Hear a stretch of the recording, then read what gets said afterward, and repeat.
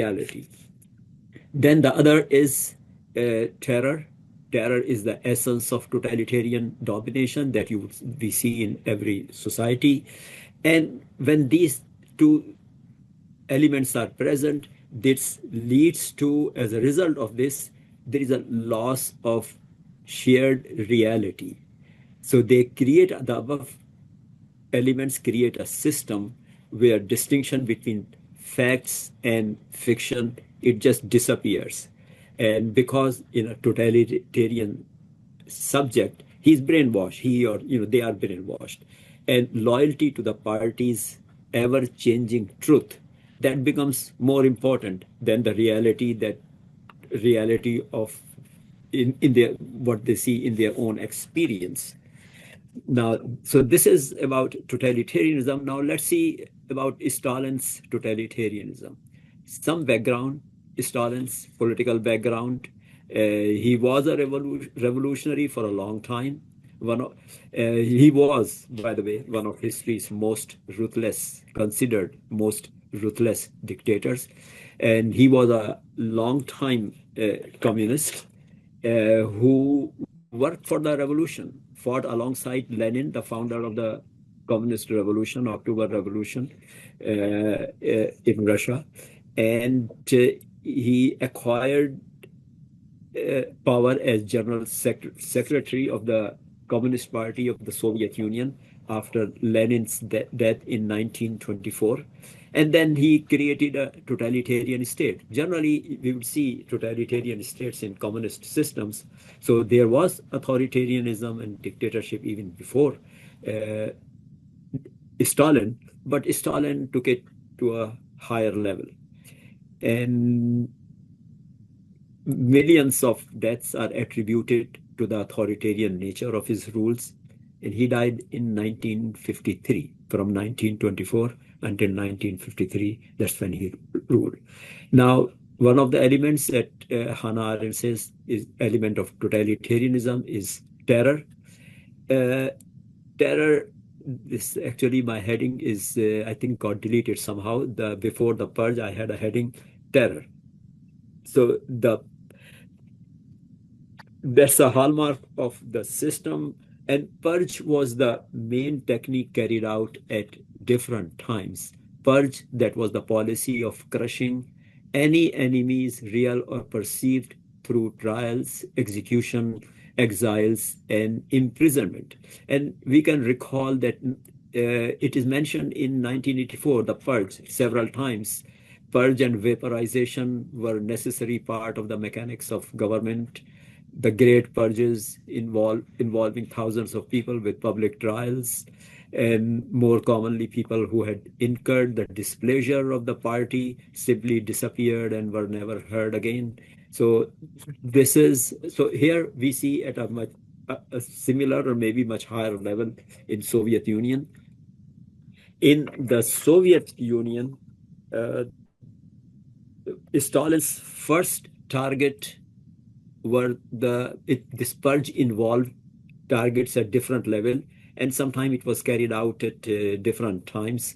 His first targets were eliminating the old revolutionaries from within the party, targeting the left wing from the party, revolutionaries, comrades who were critical of his authoritarianism, and the right wing, the comrades who were suspected of attempting to bring the revolutionary system back. So they were kind of traitors. They were not loyal to the revolution. The first one the left wing were simply, disagreed with the authoritarianism. But according to the state's or the government's version, the right wing was suspected of bringing the pre-revolutionary system back. So now these justifications given by the government were not necessarily true. The real motive mostly was to remove any enemy who had ambitions to replace him, replace Stalin. And then for these purges, trials were held, public trials were held, where enemies of the states were accused of treason, And actually in April 1929 party conference, they passed a resolution calling for the second purge that targeted anyone who at any time from 1921 to 1929 had voted against Stalin or supported an opposition platform. And party activists, they were hired to help in checking over the biographies and service records and conducts and loyalties of officials who were in the Soviet institutions. Now, the defendants and the ground for purging someone was so broad and so ambiguous that the entire population was intimidated. Then defendants would confess crime that they had not committed, and they would confess crime, and then they would incriminate others, and creating a long, chain reaction of denunciations. And as they would incriminate others, so more prisoners or more people would be brought in. And the prosecutor would ask, shoot the mad dogs, and the leading defendants would be executed. Not only revolutionaries, but Stalin's own party leaders were eliminated.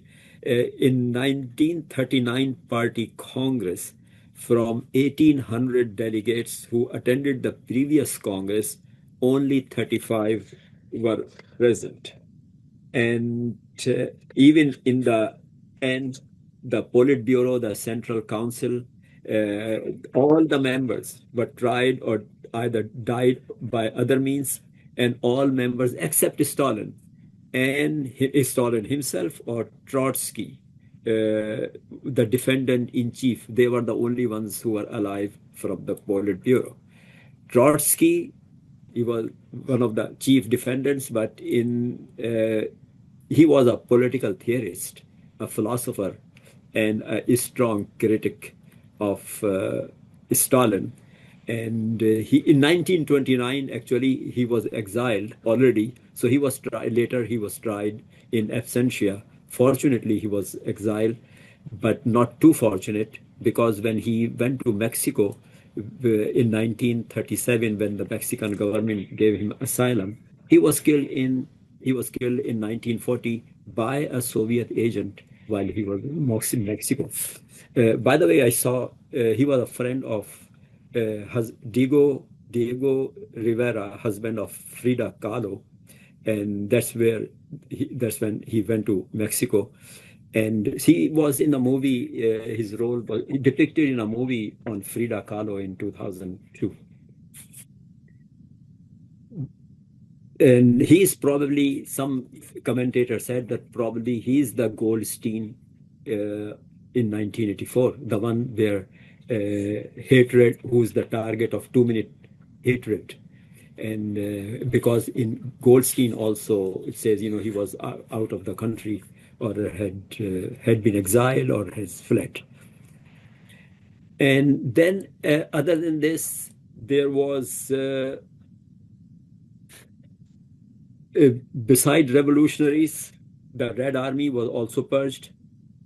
Then reached the Red Army, where generals, admirals, and half the entire office corps was shot or imprisoned. Then the purge then reached downward into general public, included many members of other political parties, priests, intellectual, peasants, workers, and included members of parties, and they were forced to confess imaginary crimes, which they would, to save their life, thinking that they would be saved.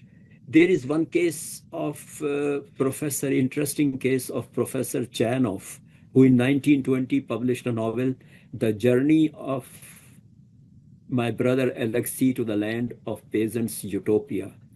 Under the pseudonym Ivan Kremnev, he was arrested as the leader of a peasant party. Whether the peasant party even existed or not, that's doubtful, and let alone that he was the leader. He was tried.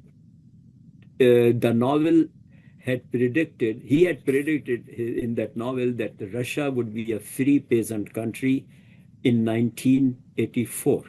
So it is interesting that in 1920, he has actually used the year 1984 much before Orwell did.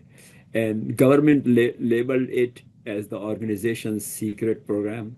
And trial did not take place, and Chanov probably died in prison or a camp. Many people were just simply sent to, either even they were tried or even not tried, but they were simply sent to prison where they would disappear or die, and no one would know what happened to them. Stalin's nature of Stalin's rule purge, by the time the purge intensive phase ended, half the urban population was on police lists and 5% had actually been arrested. The death overall, now the numbers are, there are no definite numbers.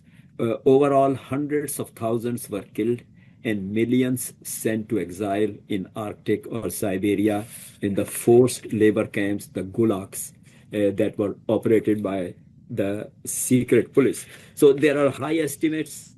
Historians estimate that Stalin was responsible for up to 20 million deaths, or while some sources put it at 60 million. Then before the end of the Soviet Union, estimates were based on limited information, and afterwards, when archives were opened, more precise, officially recorded figures emerged. Officially recorded, and according to them, there were 800,000 executions between 1953. This was just the official figure, and along with about 1 to 1.5 to 2 million deaths in the Gulag system. And others say that there are in the Gulag there were famine, there were people were fed below the subsistence level, and thousands died, hundreds of thousands died there just by starvation, adverse condition, hard work in labor camps, prison in Siberia and other distant areas of Russia. By the way, the forced labor camp, the term also appeared in 1984.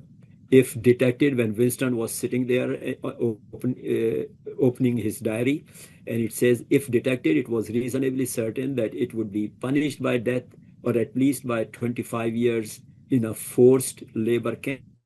So forced labor camp, that's it was a reference to Gulag, which is the Russian word for forced labor camp. And not only that, as a side note, though it is not relevant here, but while he was sitting there opening his this diary, there is a line that he opened a pack of cigarettes, and he took a cigarette from a crumpled packet marked Victory Cigarettes. Interesting thing is, I checked if there is a Victory cigarette in Soviet Union, and it turns out there was. It was actually, the brand started in 1945 after Soviet victory over Germany in World War II. So that's when this Pobeda, the most direct and common translation for victory. So Winston was smoking Victory cigarettes. So the brand was there. And then there was the secret police. This is a Russian acronym. Secret police, it was a primary tool to implement the state policies. Looks like Orwell's thought police had huge network of informers. They kept dossiers on millions of people, spied on all party agencies. It was this. Later, it became, it was the KGB is a successor actually. So this spy agency was uncovering conspiracies everywhere. Excuse me. Its chief Beria and chief of the secret police, he was appointed in 1938 and had the longest tenure as chief. And there is a quote that is attributed to Beria, the chief of the secret police, that you show me the man and I will show you the crime. And which means, it is obvious what it means, that all I need is just, the law can always be invented, or the crime can always be invented. Beria, by the way, when 53, when Stalin died, 6 months later, Beria was executed. And on the religion, there is a reference about the churches, and there is a Library of Congress report, which I put a reference on slides, where there is a full report and there is a reference, there is a description about what was happening to churches.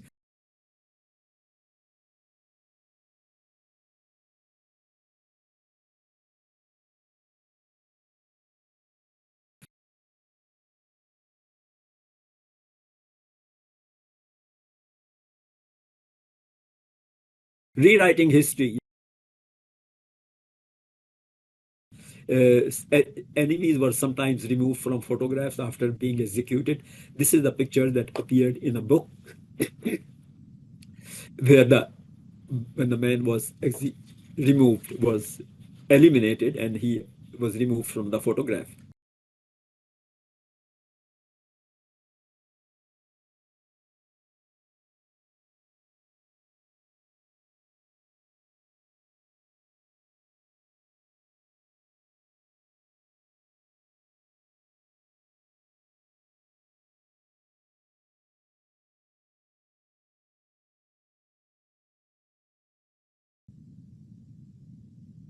There was one thing I want to mention. There was a 5-year plan. Stalin was the initiator. 5-year economic plan was first used by Stalin and later by other socialist countries. In 1984, we see a reference to the 3-year plan. So that was something, very novel in economic planning, that Stalin had started it, and this was also mentioned in 1984. And propaganda, yes, there was plenty of propaganda. And justification for all this was to strengthen the dictatorship of the proletariat, to develop the state. That was the justification for all this bloodbath, tyranny, and propaganda. And that's it, I think. Yeah. Maybe 5 seconds, 10 seconds, that Dr. Robinson mentioned, that for any story, there has to be some kind of resolution in the end. In this case, the resolution was that the process of de-Stalinization began with after his death in 1950, 3 years after his death. His successor, Khrushchev, in a secret meeting, he criticizes Stalin's, and then about the excesses, about all these things that Stalin did, and then the process of de-Stalinization began. Though that was not the end of totalitarianism, definitely. So I'll stop here, but the slides would be on Moodle. Yeah. Not Moodle, that on our folder. Teams, Yeah. we will put them on Teams, yeah. We'll put them on Teams for sharing. So thank you so much, Dr. Yusuf. We will do interactive question answers. I wanted to share because we realized that when we started out, we realized that we have our colleagues from the school district participating who are not teaching any of the selected texts this academic year.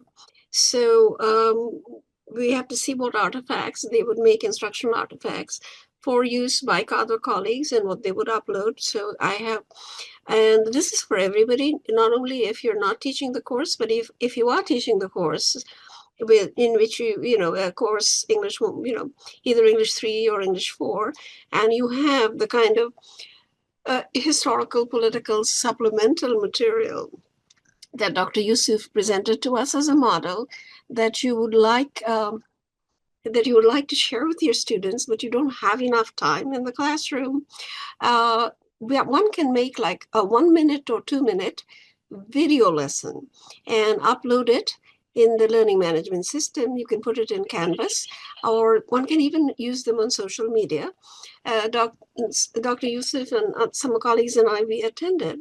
The Library of Congress has training, to tell you what you do. They call them minute video lessons, where you can put this material, which is directly related to your text, but at the same time, it is really not ELA.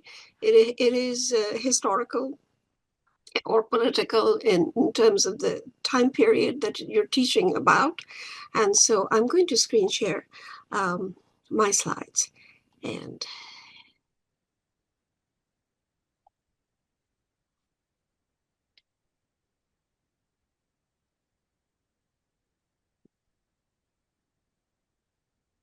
these are actually fairly simple.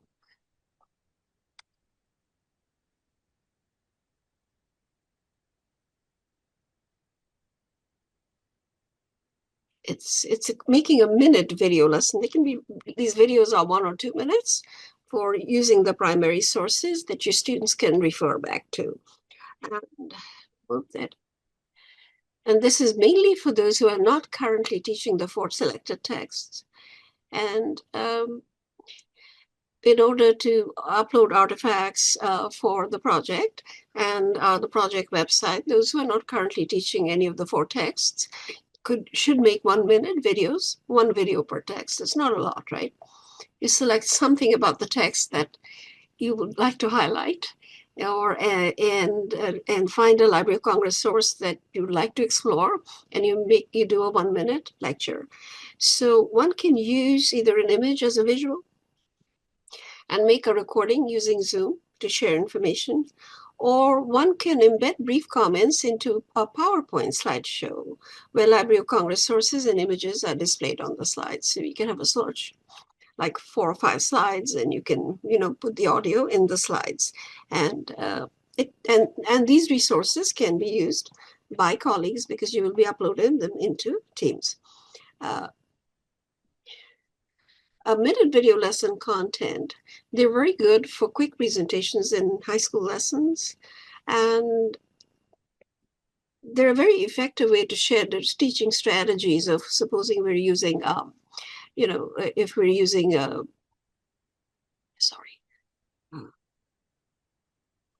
actually, I need to go back.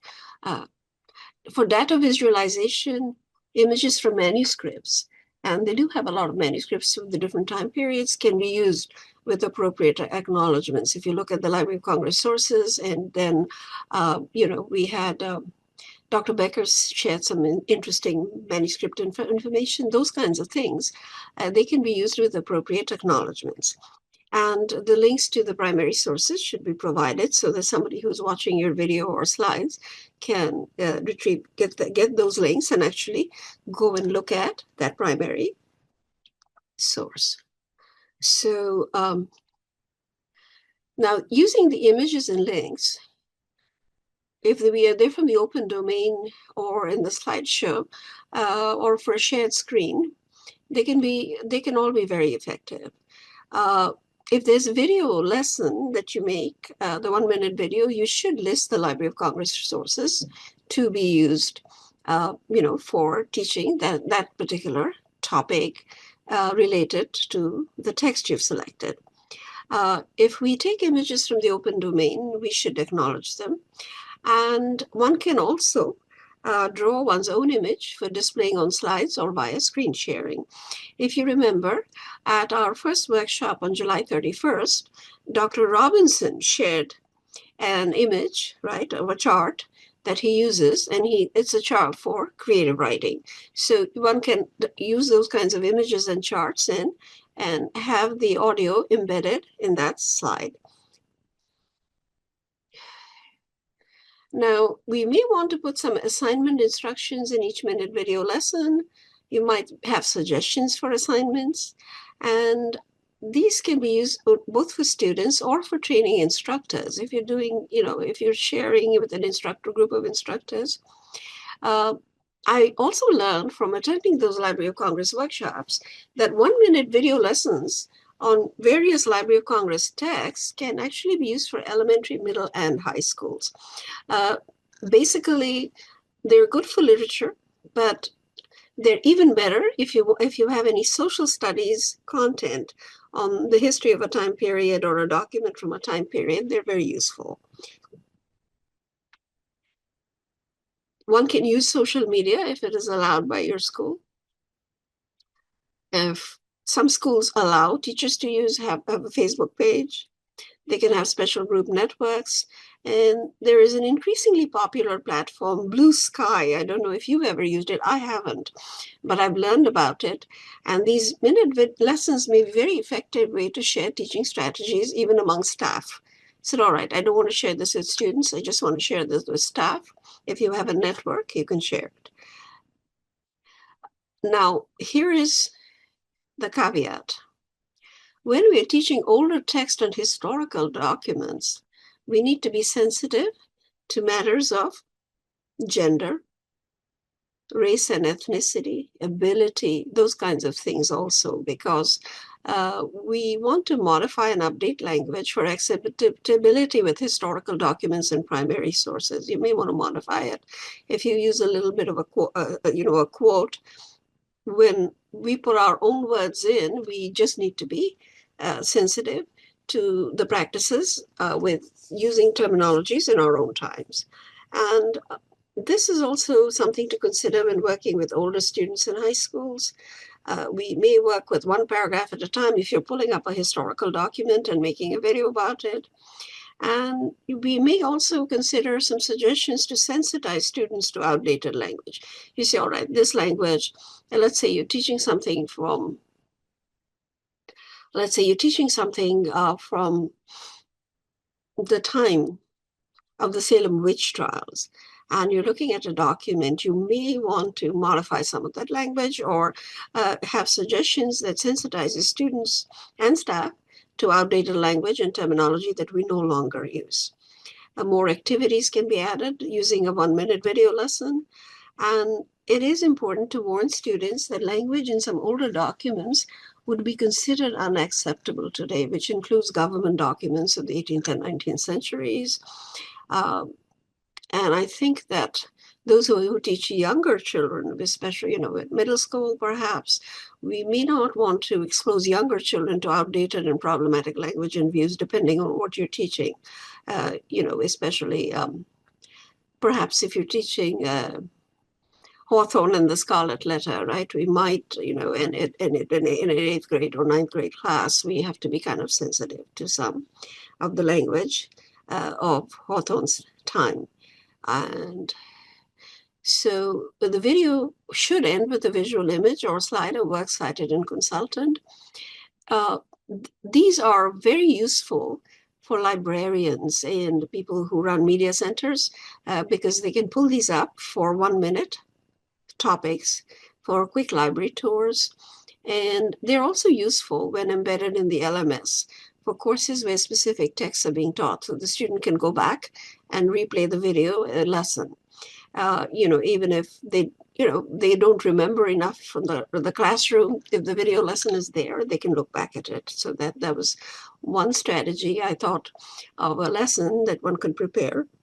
And, especially those who are not teaching the 4 selected texts at this time, you could make just 1-minute video lesson as part of your contribution to the current semester. And next semester, we might have those who are collecting student assignments also make minute videos. The program officers for this grant recommend uploading these video lessons in your institution's LMS. And as I said, many schools in America permit students and staff to use social media, so these can be shared on social media. As I said, the workshops we attended, a lot of the teachers reported that their school allows a social media platform for teachers and students to share. But that's kind of case by case. And so, but any sources you've used and assistance that you receive, even technical assistance, we need to acknowledge those. So that kind of concludes my little sharing of minute videos, and I will take these slides and I will put them in the Teams folder for our group.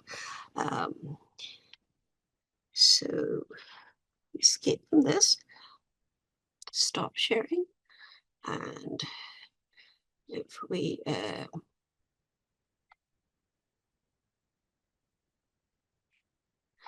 if I remove, I will go back and I will share the agenda again and see where, where at what point.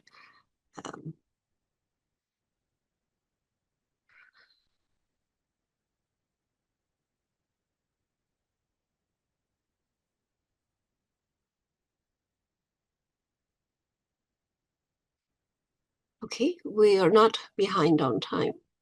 Can I ask a question? Excuse me. Yes. This is Dr. Yaden. You say that information for our minute videos will be posted somewhere where we can Yes, readily. and that's what I'm going to start sharing now, right? Yusuf, I would like him to join me, and we want to see that everybody is in that way. If I don't, if you don't see your name, I will add you. I will add you when we finish. So we set up a whole Teams group for everybody who is enrolled, is participating in this program. And this is the one in which teachers upload their lesson plans, prompts, rubric, and selected work by students. And as I said, today being the 11th, we had originally put it in the agreement as November 15th, but I don't think that's realistic given the workload in the, with the school district. So I think I'm going to share this. I stop sharing and I'll bring out the Teams folder. Give me a minute.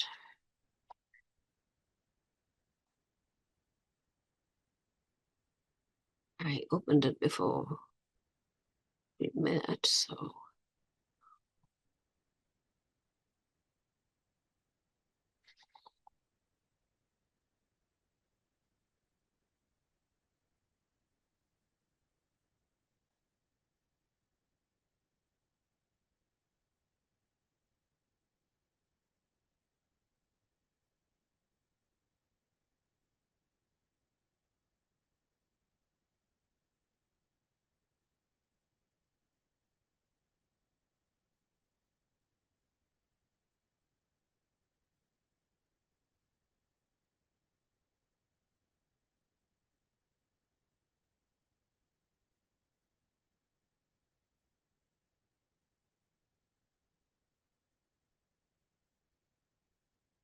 So this is our folder. It's called Library of Congress, Teaching of Primary Sources, with Orangeburg County School District and Claflin University faculty. So this is for all teachers. So this is what we have. We have members and guests 23. We may be missing somebody, so we're just checking.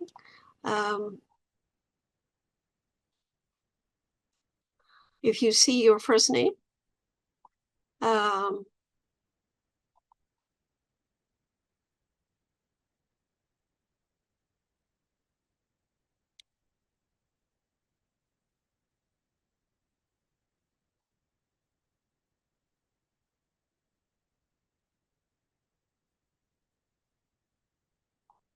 so are we missing anybody? Oh, well, Dr. Wong, of course, Beverly Yaden had to be left off the list. No, but I think because you joined later, so Okay. I add you. Thank you very much.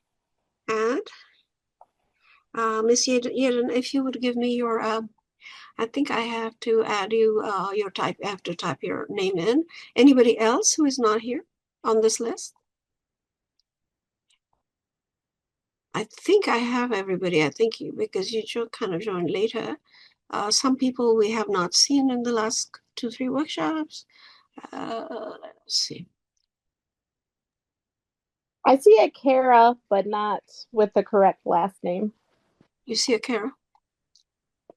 It said Kara and then PEN, but I don't know what that means. Which one is it? Oh, yeah, this is somebody else. Okay. Yeah, that's That was Miss Pendarvis at Lake Marion, but remember her schedule changed and she's no Right. longer got Yeah. American Lit, so we need to replace her with Yeah. Miss So Kara we have Haraski. to we Yes. need to replace her. So Yeah. let me see. We would delete Miss Pendarvis. Okay, we would add Miss Yerden. We would add Miss Horoski, right? Who Yeah. else? Miss Branham, who else would we change? We would need to remove Mr. Rippon. I see Madison Rippon is up there, and Who's up there? and I also saw Rosa Collier. She would come out. Okay, Collier comes out. Who else comes in? I was trying to look through and see if we were missing it. Madison. Yeah, she would come out. Okay, Rippon comes out. Who else comes out? I think everybody else. All right, do we not have? Do we have Miss Grant? I don't think we have. Miss Tomlinson we haven't seen in a while, but she was in the program. I heard you say Grant. My name is Darlene Grant, and I've been here and present. You're right. So we need to add you, right? Miss Grant's in there. Oh, she's right there she's under Miss Tomlinson on the screen. Yeah, we have you. Yeah, we have you. So since Aiden, Miss Horoski, who else do we add? I think we have everybody else. We don't have some people because we've had some changes.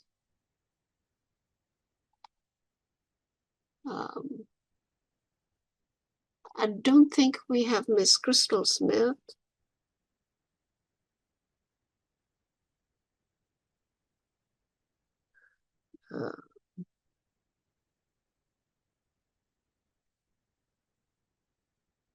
So there are 3 we will take off and 3 we will add. All right.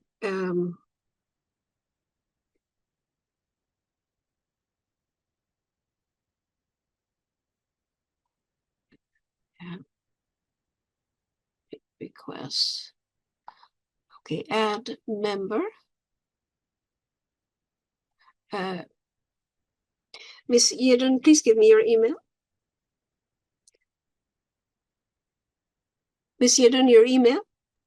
Beverly.Yaden. Beverly.Yaden at OCSDSC.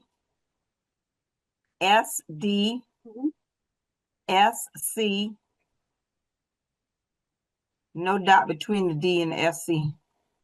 No dot? No dot. OCSDSC.org? .org. Okay.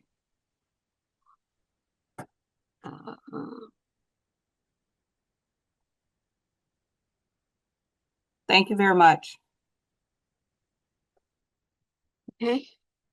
All right. So I think we can, in the interest of time, what I can do is it is a little bit slow. I think Ms. Horoski, please give me your email. It's the same thing, right? Yes, Kara, Kara, dot HO. Yes, I have that. RO. And then it's at OCSD, etc., right? Correct. Okay. And then Miss Crystal Smith isn't here. I'll find her email. Okay. So I will definitely get these 2 done. So I think that will, and I don't know if we have Miss Branham added. I will add Miss Branham too. So what we can do is we move them out. So here we are. So what we did is to make it not to keep it, not to really complicate it very much. If we can see general, Can everybody see the general? Dr. Yusuf, can you see general? And files? Yes, ma'am, I can see it. See files. Okay, now you will see what we did. Okay, we are not using these as class materials because we're not a class, we are workshops, we're professional workshops. So what we did is I just put a folder here that we would put, and each person, as anybody, those who are teaching Hamlet, only those who are teaching Hamlet this semester would put in their assignment prompt and the rubric that they're going to use for that assignment for Hamlet. Similarly, same with The Crucible, same with Great Gatsby, right? 1984, Hamlet, Crucible, Great Gatsby. Those who are, if you taught both texts, then you would put one assignment prompt and one rubric for the assignment in this folder. And what I'm going to recommend is that whatever your assignment is, you could, if we have kind of standardized it, you might say assignment Hamlet, and then put your first and last name. Say, suppose I were to do it, I would say assignment Hamlet and Mitali Wong. Just you use for assignment the title of the text and the name of the instructor. And then what you would do is you would have the assignment and the rubric in the same document. If you have the assignment and the rubric in the same document, so when we build the website, the assignment comes with the scoring rubric. So that's what we would have, the prompt and rubric. Then whichever text you taught, you may want to do a short lesson plan. If we have a longer lesson plan.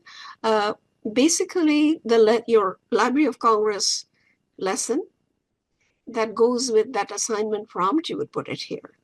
So however you taught the use of a Library of a Congress resource, at least one or two sources, and for that particular text, we would put it here.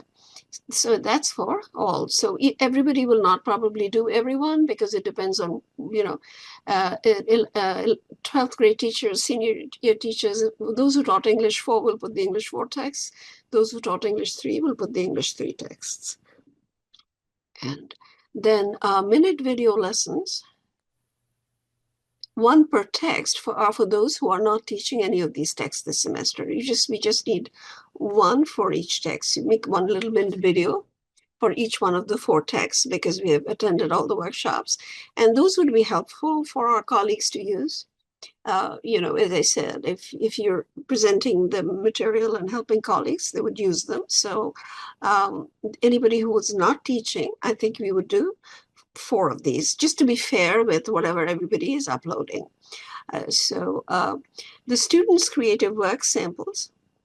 Now, the students who do your assignment and are graded on that rubric, we would remove their names and we just need one sample for the assignment that you gave them. Just one per, so each teacher uploads one assignment prompt and rubric, one lesson plan that goes with that assignment and rubric, and one sample of students' creative works. So here I put for each one, we put that. And then, so once we do that, we should be, we should be happy to build the website for this semester.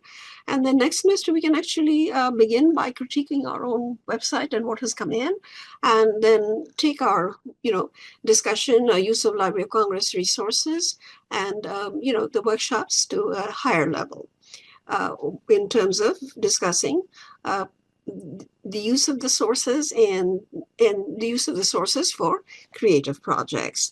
And having said that, I'm going to stop sharing. Here is a creative writing grading scale that Dr. Robinson had shared with us. And we didn't have much time for Q&A with Dr. Robinson on how to evaluate creative writing. So I'm going to turn over to him for a discussion session. And everybody can share the screen. So if he wishes to share the screen, he can. And as I said, anybody who is not on this team after after tonight's workshop, as soon as it ends, I will add you. Let me stop sharing and invite Dr. Robinson to speak.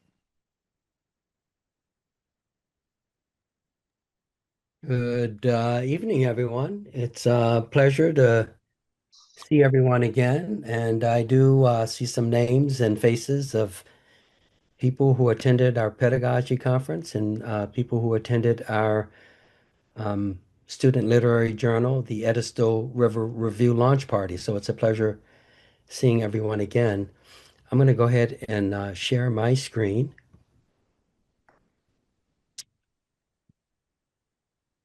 And I'm going to go ahead and put this in slide mode. So I'm not going to go, obviously, through, I spoke for about 35, close to 40 minutes on our last presentation. So obviously, I don't want to do that again. But what I thought I would do is just go over very quickly before I get to the grading scale, the four creative writing activities super quickly. So we covered a short story exercise, and we drilled down quite with some detail into that. And then we covered an essay exercise that is here. Then there was the poem. And finally,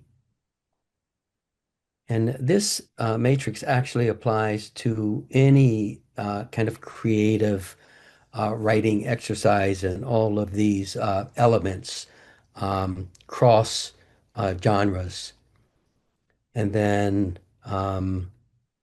finally, the cover art exercise. And these are the four elements that we have a contest on every year at Claflin University, and we submit the winners.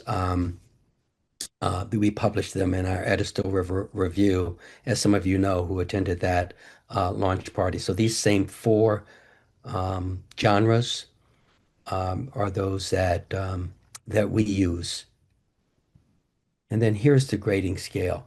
Now, this is just an example grading scale. I did cover this in my previous presentation, but the way this is structured, I generally, I mean, this can be customized, of course, based on your priorities.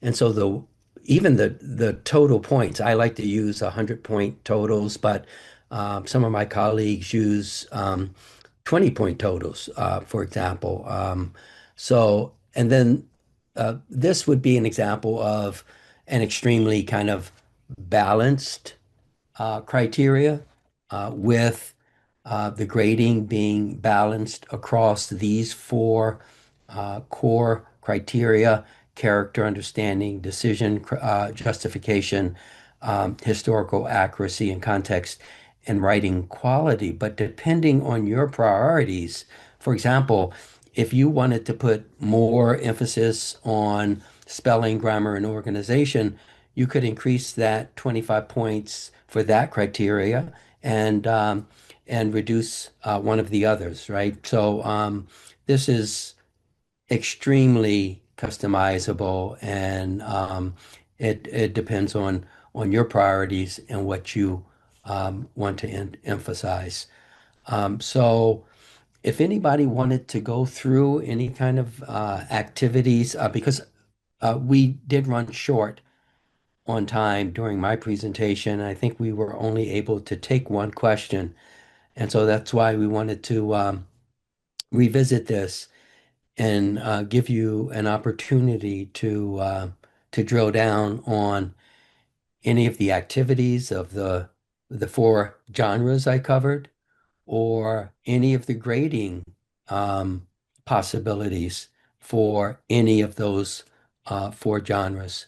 So at this point, I just wanted to open it up for questions or comments.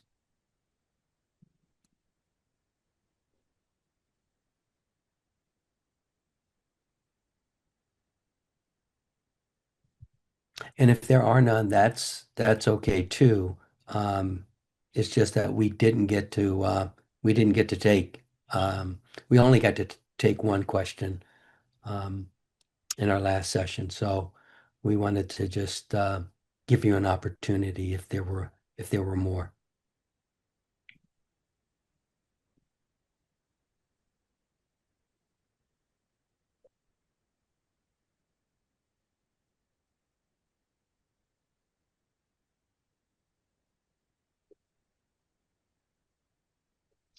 think we could probably have people, even if you haven't done the assignment yet, talk about some ideas that you have for like a creative assignment on 1984 or any of the other texts.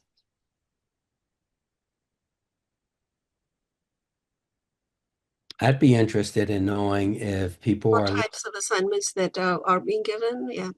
Yes, and if you're leaning toward one of these genres more than others, for example, are short stories something you're more interested in your students working with, or are essays? Because I found Dr. Youssef's presentation on the realities of this kind of society in the Soviet Union. I found that fascinating. And one of the things I like to do, I mean, I'm a little biased because my specialty is nonfiction. Okay. So my training is nonfiction, but I am particularly interested in students using their imagination, but drawing from real world events. So even though I teach all three genres of creative writing, fiction, nonfiction, and poetry, um, I am always particularly interested in how those genres can be applied and how students can pull from real world events to create a poem or to create short stories or to create an essay. So anything you all are doing or even leaning towards, I'd love to hear about it. Or if you have some questions about activities in any one of those genres, or even in the cover art genre, since we do that every year, our students are drawing the covers of our Edisto River Review. And let me just pull a couple off my shelves over here. I think I showed some of this last time. So here's Mary Bethune-Cookman, the front and back cover. This is Black Lives Matter, um, front and back cover. So our students are, here is the Orangeburg Massacre. See if I can get that in focus. Front and back cover. So our students are doing visual art every year, and one of the students, um, the one who wins the first place, is their work goes on the cover of our student literary journal. So any of those four genres, if you have questions about, or you wanted to do some what if kind of queries, I'm open to chatting about them. And if there's nothing, that's fine too.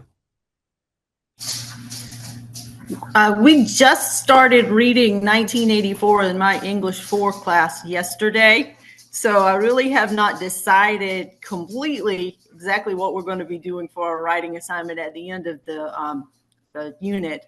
But I'm kind of leaning toward the short story idea. I love that idea of letting them think like a tyrant for a while to decide how they would build their own dystopian society. So I think I'm going to go with that one probably.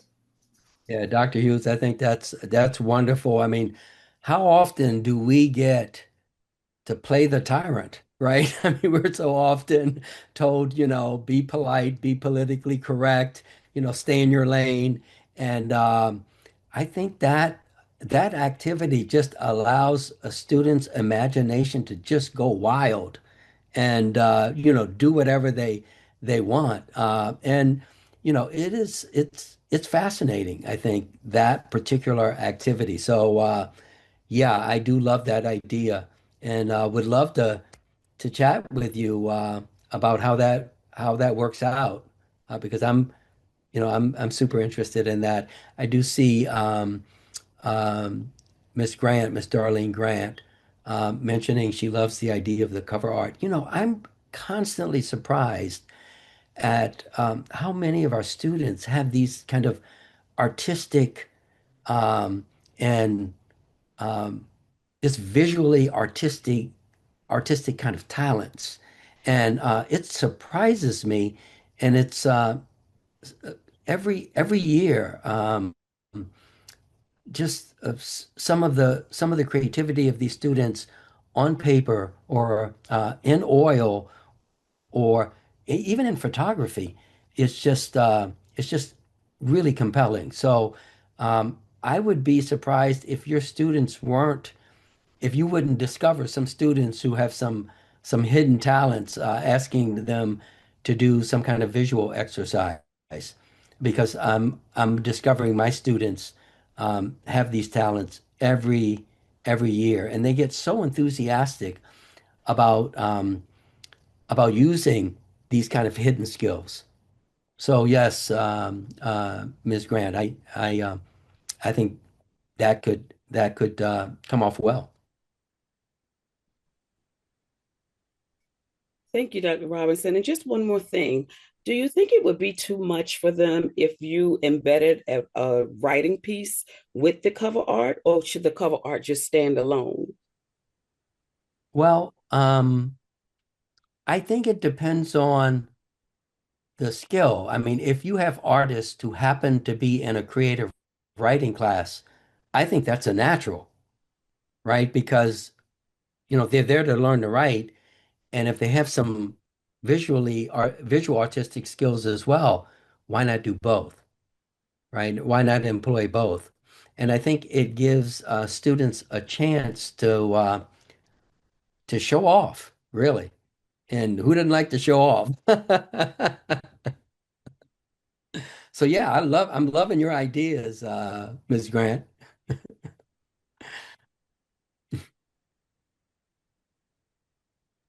Thank you. Thank you.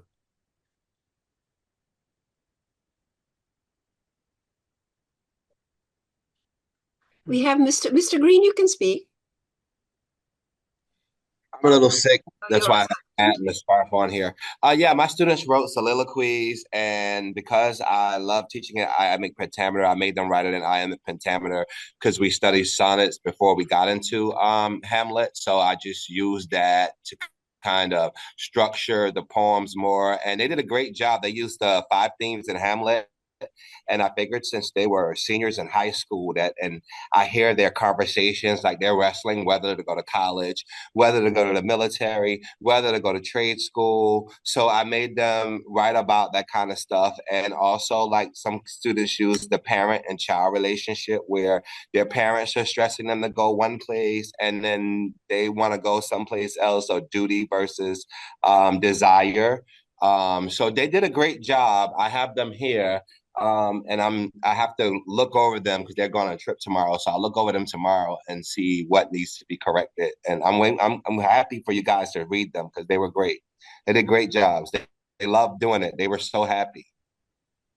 Well, Mr. Green, I find that poetry is one of the favorite and most popular outlets for our students here at Claflin.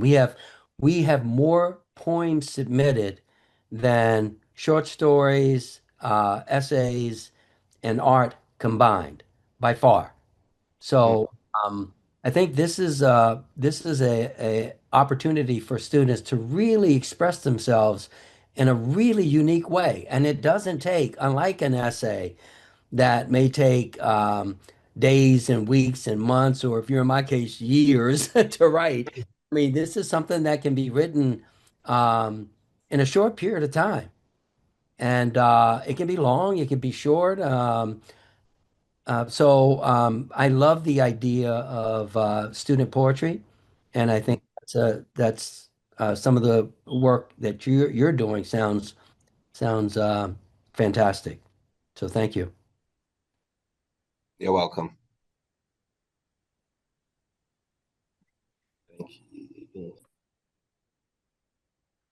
I was just curious as to what extent using any of these Library of Congress resources is proving helpful to your students.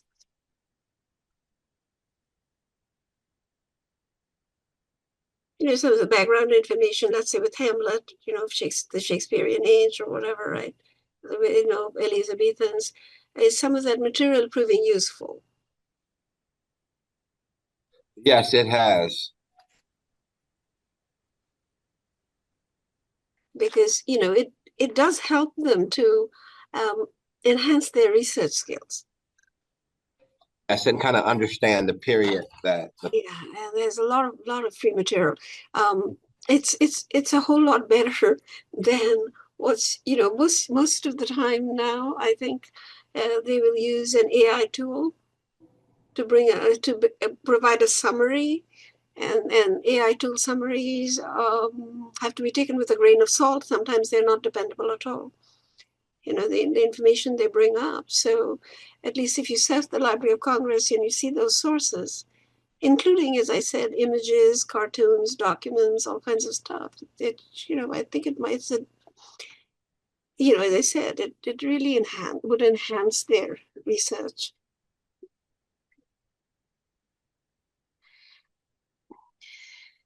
So, as I said, what we would like to do is collect the assignments this semester and put them on the website. And then when we begin in January, we will look at what we were able to accomplish this semester and try to move things to another level, right? To another level, because it is a transition from text to research for the Library of Congress to doing creative projects, right? Imaginative creative projects with texts which reflect a different time period. But I think I wanted us to talk to about, anybody who has missed workshops and makeup sessions, but I think we would like to work with Dr. Evans and, and again, the Q&A with Dr. Evans, and then just see who needs any makeup sessions and what would work. So over to Dr. Evans. And I've stopped sharing. Yeah. Yes, I will remove these spotlights also. Okay. Remove spotlights. Good afternoon, everybody. I want to apologize. I'm a little under the weather today. It's been a rough day, but I will. What I have prepared for you today, based on what we talked about last time, I have going through the Library of Congress. I sort of took a look at a lot of some of what they had to offer, and centering around the Great Gatsby, I was trying to sort of come up with some suggestions of potential material, ideas, and assignments that could be perhaps useful to you going forward in your own classroom environments. So let me share here. Do that. Yes. Can everybody see my PowerPoint real quick? I'll make sure. Do a double check here. Mm-hmm. Okay. Yeah. Cool. Sorry, it's giving me weird thing comments over here. I just want to double check. All right. So one of the things I wanted to focus on in this one is some ideas about some themes and approaches to assignment ideas.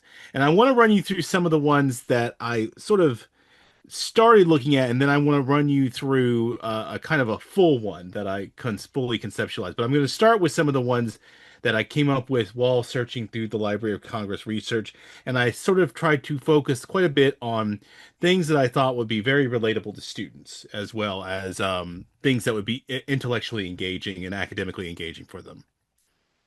So one of the ones that I took from the thematic elements of Great Gatsby is the idea of failure to live in the present.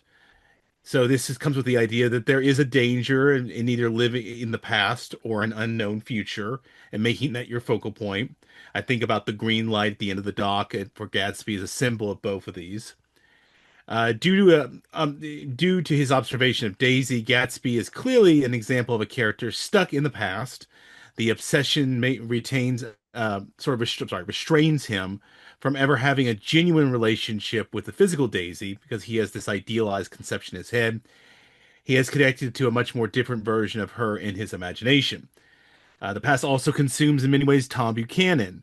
So this could be sort of presented as a bit of a character study if you wanted to approach it that way. Tom Buchanan, this one claim of fame is that football career in New Haven back in his youth. He's got his mistress Myrtle is always rhapsodizing what she and Tom will do once they are married to one another.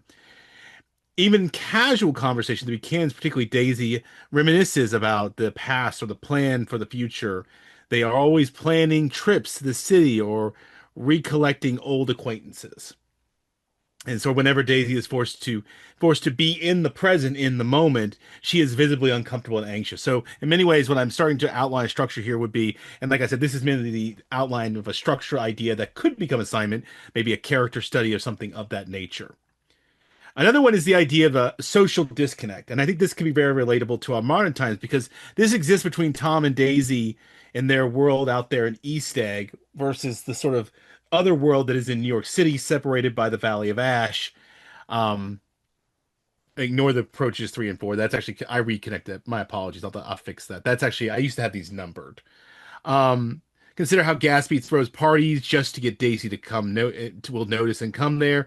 Consider parties that attract Daisy as a sort of like social media curation. Something the student might find interesting there. So sorry, I forgot that was a short slide. But the idea here is exploring this notion of the social disconnect that they have between wealth and class in this world versus how perhaps social media creates social disconnects in our modern world. That could be something pursued there. Like I said, these are just mainly skeletal ideas meant to be kind of suggestions that if you find interesting, you could run with them and modify them. So we also have the idea of social and racial class. Deep in the heart of Gatsby is the notion, of course, of social class. It's quite still relevant today in many ways, but there is a sort of a snob nature of the old money versus the new money. This one, I think, is the one I was referring to that kind of ties into that other one about the social disconnect. But while this is happening, old money people still come to the party, whether they approve of it or not. There is also the racial element running underneath the story, with the place of African Americans and Jewish Americans as quote unquote part of the world, but also shunned.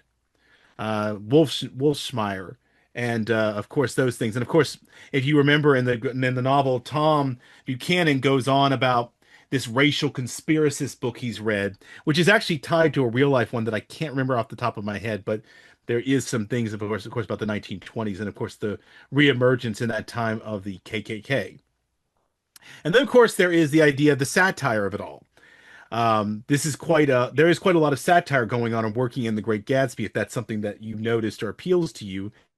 There is the quote unquote careless class of people like Tom and Daisy that Nick comments on at the end of the novel, how they break things. And there, of course, one of the people I found who had some research on this, Laura Turner, writes, The Great Gatsby is peopled with beautiful, wealthy characters, the type of emulated by the middle class. Think about Instagram. I don't know how access social media, but this is something that came up quite a bit in my thought process here. Even the novel's level-headed narrator, Nick Carraway, is impressed by his former Yale classmate Tom Buchanan and could afford to ship his polo ponies from the Midwest to New York.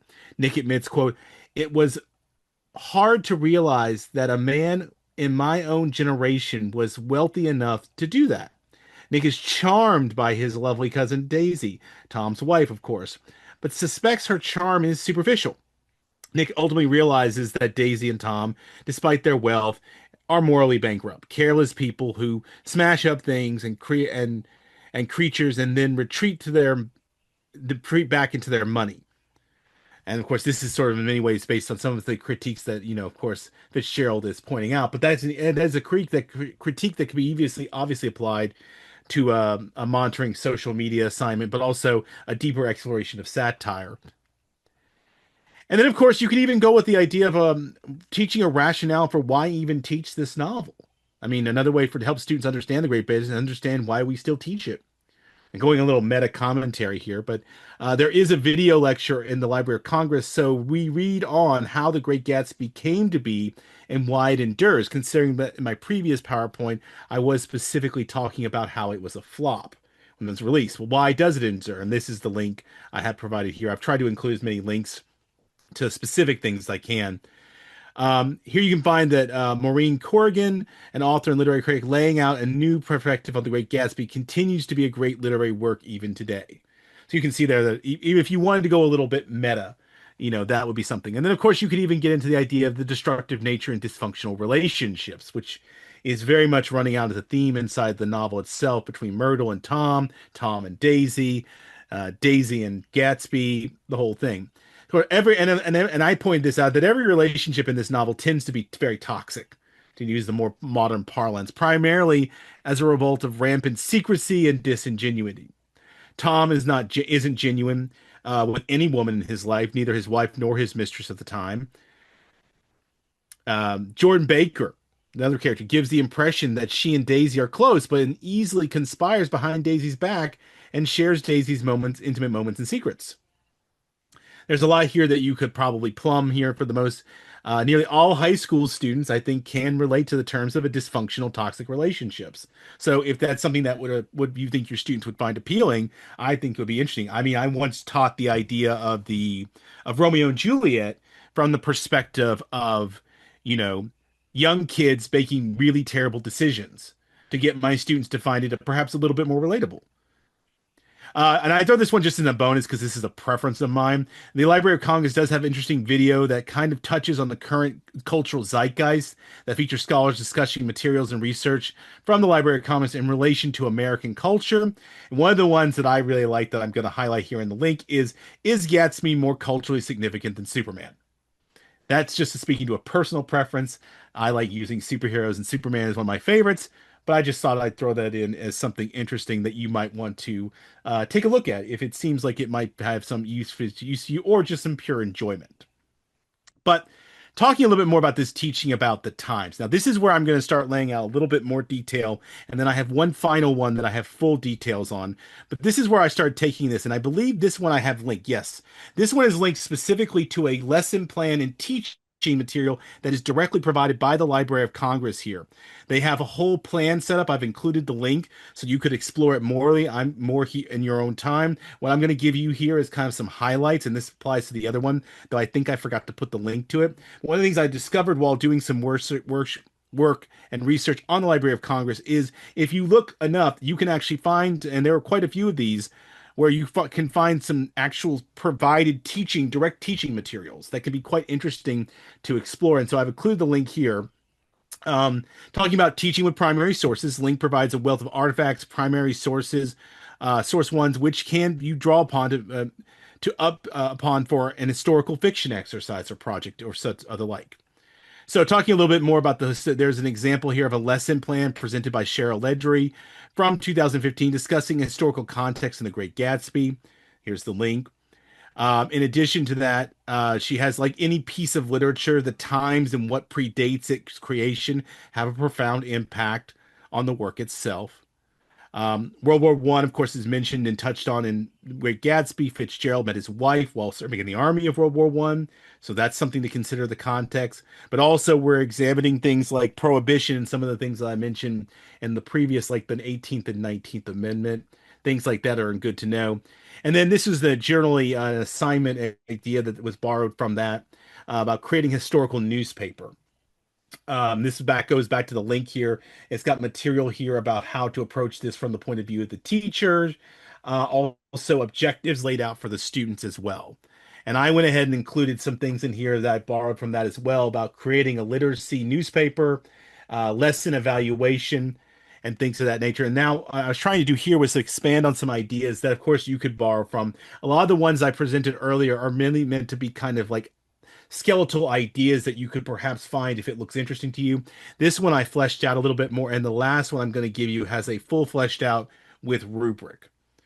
And so I try, like I said, to try and include as many links here because I want this to be an artifact for you so that you could save yourself time, but also make use of things that you find in the Library of Congress that look interesting to you and potentially have ideas that maybe spark ideas in yourself. And then, of course, this is the one I did a full pursuit on, the pursuit of the American dream. Because a lot of things that people don't consider in our modern times is that the American dream, though having some consistent elements to it, has evolved over time. And this was also part of a lesson plan that I found. I do not think I included the link, but I will go back and put in this. But of course, this is one of those sort of central ideas inside of The Great Gatsby, is that pursuit of the 19 Dreams, and particularly what it looked like in the 1920s. So they have a definition here that I've cited. Anyone, regardless of where they are born or what class they were born into, could attain their own version of success in a society where upward mobility is possible for everyone. So that's a definition of that, of the American dream as conceptualized here. And so for Jay Gatsby, this is the most natural way to attain success was to achieve massive wealth. However, even this massive wealth was not enough for him to make up the gap in his social status between new money, carpetbaggers and the like, and old money like the Buchanans. So even though he's probably just as particularly wealthy as them, where his money comes from, how he got it, still doesn't give him the elevation. So he allows money in many ways can be allowed to see as it gives him his idea of an American dream, but not really a fulfillment. Of course, Fairchild uses Gatsby as a sort of devastating rejection to criticize the perception of American dream as simply culmination of wealth. So there would be an idea here, and one of the ones I kind of considered the idea here is that students could actually not only engage with this idea of the American dream, but kind of create a script and maybe even record a video along with perhaps an annotated bibliography of their exploration of this. Things like analyzing and interpreting different or older versions through the original primary sources of the other ideas of what defining what the American dream has been at different points in time, because there is, if you examine it closely, a kind of social dynamic that shifts the boundaries of it. Some things stay the same, but what are the things that change? And so for purposes of here, they can use the focus on the 20th century post-World War I. So you'll see here the original assignment considers the idea of tracing it through the 19th and 20th centuries. If you want to localize it more, you could use the source material to hone in on something of this idea, mainly within the time frame of Gatsby as a novel is taking place, and then move it forward to having students examine it in their own lives today. And what I'm aiming for here in this assignment will be the idea of having students create a couple things. First of all, you could have them present this as a simple traditional written or oral presentation where they, things. But I think the more creative way for this would be perhaps to have them create an annotated bibliography of their investigation, plus maybe a personal presentation or presentation video where they could get creative, write a script, add a little bit of fictional, maybe even talk about the American dream in response, maybe the idea of stitching a video where you have somebody from the past giving their version of, say, what the American dream is, and then having them respond to that by noting what it is today. And of course, this would require obviously an annotated bibliography and for them to produce a written script of the presentation as well. And so this ties directly into my rubric here, which I've laid out things about organization and development, audience and purpose, centering around these. Now, I didn't give these a specific point value, but I did put them into categories of target, advanced, developing, and unacceptable. And I'm basing this off of a typical writing assignment scale. And my added thing is obviously the quality of research and the quality of the presentation would be added elements to this as well. And then I have my works cited here for some of the material that I was discussing. All right. That's what I have.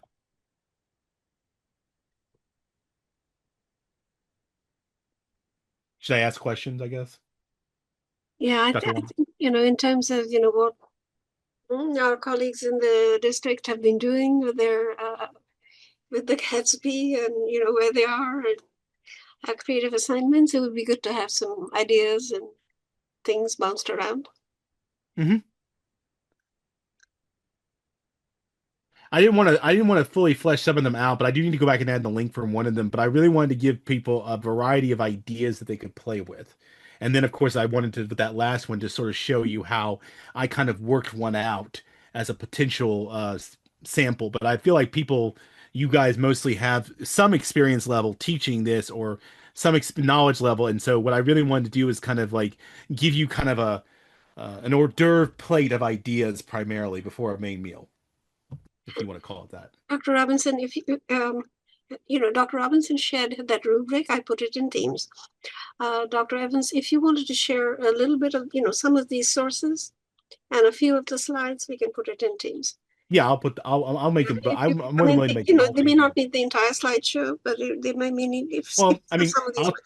this one is my shortest one. I mean, if you want this whole slideshow, I don't mind sharing it Yeah, because it you has can all those just give us ideas. a portion of it. I think Okay. if people want to view it again, you know, get some ideas, get the links. Yeah. And I'm going to put the minute video. It's a fairly simple PowerPoint. I'll put that on. Dr. Yusuf is also going to post his the Stalinist era, because that's a lot of historical information, and those are, you know, those are usable as long as we are acknowledged. I think those are usable, you know, for our colleagues. I guess, does anybody else have any questions they want to ask? I guess would be. We might ask somebody to share if they're teaching Gatsby right now or finished. Yeah, that's also a good idea.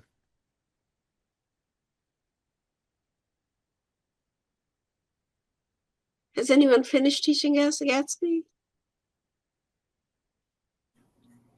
I'm in the middle of teaching Gatsby right now in English 3. So I'm doing English, in English 4, I'm doing 1984, and in English 3, I'm doing Gatsby. So I'm working on both projects at the same time. And I have not come up with a final project for it, but I really like the suggestions that you've given us, Dr. Evans. Well, I mean, honestly, if I was teaching it right now, that last one that I fully fleshed out would probably be the one I was going with, because I always like to myself, you know, to get students, at least if not able to share social media in classrooms, you know, to create a mock version of it. You know, I think the annotated bibliography and a script would be, you know, a good academic foundation to go along with the video. I did something similar in a class I previously taught, where I had students sort of imitates more digital writing and social media, and so they had to create a full script with research to go along with like a skit video they did as a final assignment. So it was very much a multimodal kind of approach, but it had a grounded foundational element to it as well.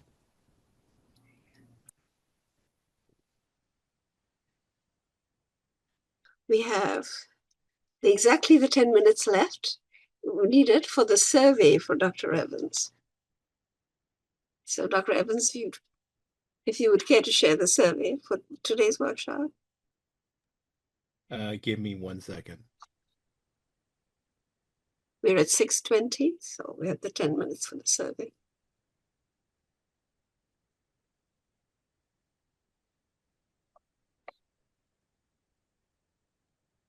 Dr. Wong, after they complete the survey, is the session over, or do they need to stay on for something else? So we know if anybody, I would wish you good night, and it's dinner time.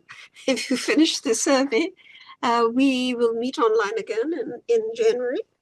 But then we look forward to receiving your, prompts, assignments, rubrics, minute videos, all of those things.